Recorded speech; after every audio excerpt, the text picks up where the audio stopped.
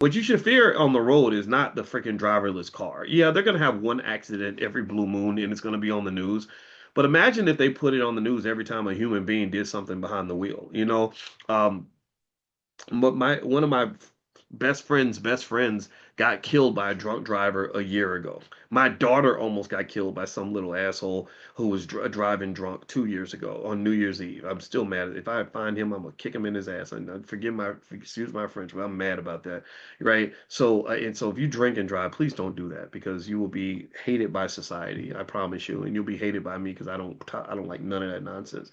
But anyway, long story short, humans are really the biggest threat behind the wheel, but for some reason, we're afraid of the robots. So because people are afraid of the robots, they're really having to test, right? When really they could deploy it right now and it would be the roads would be just remarkably safer right now, even if the robots messed up every now and then. So this is coming. This is going to be big. The robo taxis are going to be super cheap.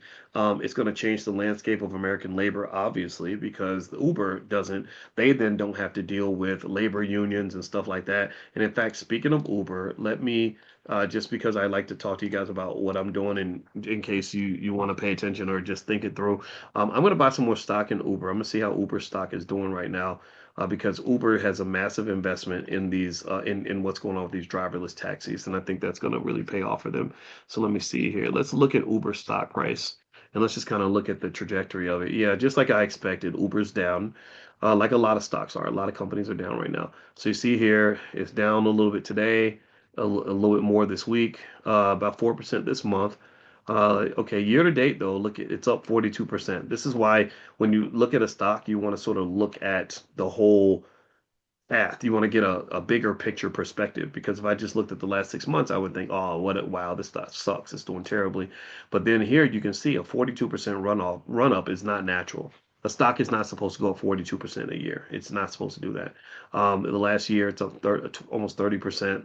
The last 5 years, it's been okay. 89%, 85%. It's good. There's better companies, but it's done okay.